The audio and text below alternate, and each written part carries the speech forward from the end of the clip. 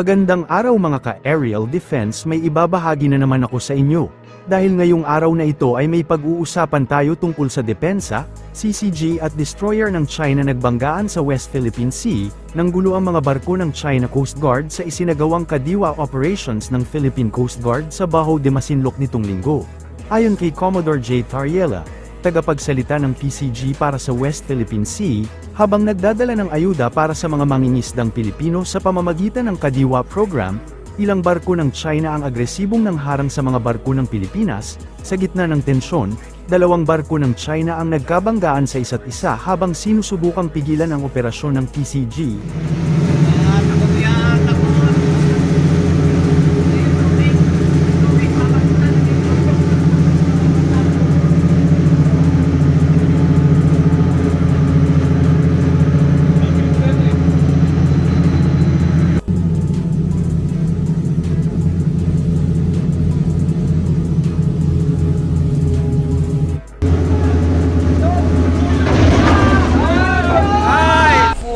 This is Philippine Coast Guard vessel BRP Teresa Magbanwa, MRRV 9701.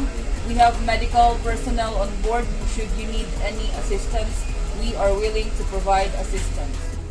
Bukod sa banggaan, ginamitan din ng water cannon ang mga barko ng PCG at Bureau of Fisheries and Aquatic Resources, kabilang ang BRP Bagakay at BRP Banco, na nagtamo ng pinsala sa ilang bahagi ng barko. Ang pinsalang ito ay patunay ng matinding presyon ng tubig na ginamit ng China Coast Guard sa kanilang panghaharas sa mga barko ng Pilipinas. Pahayag ni Tariela, ayon sa PCG, 4 na barko ng CCG at 6 na Chinese Maritime Militia vessels ang sangkot sa insidente. Tinuligsa ng PCG ang ginawang panggugulo ng China, lalo't ang operasyon ay para sa kapakanan ng mga lokal na mangingisda. Ang insidente ay muling nagpapakita ng patuloy na tensyon sa West Philippine Sea, at ng pangangailangan ng mas matatag na aksyon upang maprotektahan ang karapatan ng Pilipinas sa sariling teritoryo. Ang barkong pandigma ng China na binangga ay isang uri ng Type 052D destroyer, kaya malaking pagkakamali para sa China ang insidenteng ito. Dito rin natin masusukat na sobra silang mangharas dahil kung susukatin natin sa bilis at agresibong paglalayag ng barko ng China, ay malaking pinsala ang idudulot nito sa barkong mababangga. Ang mga barko ng militar at Coast Guard ng Pilipinas ay mananatili sa West Philippine Sea sa kabila ng patuloy na provokasyon ng China. Sinabi ni Pangulong Ferdinand Marcos Jr., nilinaw ng Pangulo na wala siyang inilabas na anumang utos para sa mga sasakyang pandagat ng Philippine Navy o Philippine Coast Guard na umatras sa West Philippine Sea, kasunod ng pinakahuling confrontation sa pagitan ng mga barkong Pilipino at China sa karagatang sakop ng Exclusive Economic Zone ng Pilipinas. Ayon kay Marcos, walang militar o unipormadong tauhan ang gustong makipag-away sa sinuman. Hinimok din ni Marcos ang China na idirekta ang mga puwersang militar at paramilitar nito sa West Philippine Sea upang itigil ang kanilang mga pagbabanta sa mga Pilipino.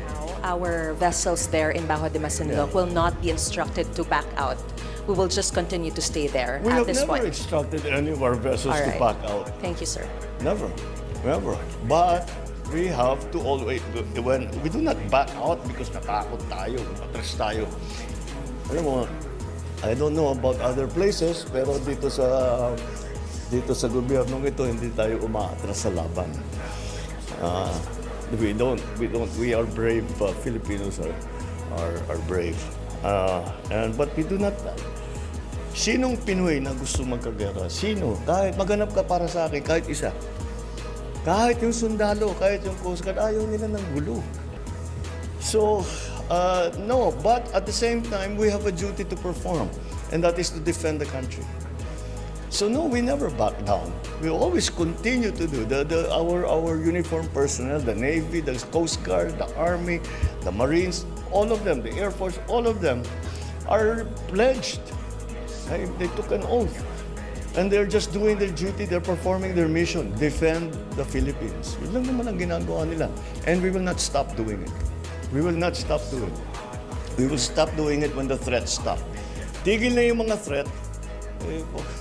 We can all sit more safely at home, and mas magiging magaan ang kalooban natin kapag ganun ang sitwasyon. Okay?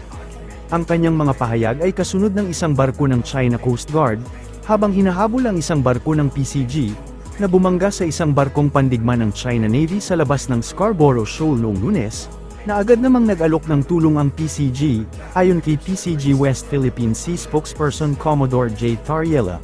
Bumangga ang People's Liberation Army Navy Warship 164 sa CCG Ship 3104, 10.5 nautical miles silangan ng Panatag Shoal. Hinabol ng CCG ang BRP Suluan, na nag-escort sa iba pang mga sasakyang pandagat sa isang misyon upang tulungan ang mga mangingisdang Pilipino malapit sa Panatag Shoal. Nang mangyari ang banggaan, matatagpuan sa humigit kumulang 220 kilometro sa kanluran ng Zambales, ang Panatag Shoal na tinatawag ding Bajo de Masinloc, ay nasa loob ng 220 kilometrong exclusive economic zone ng bansa.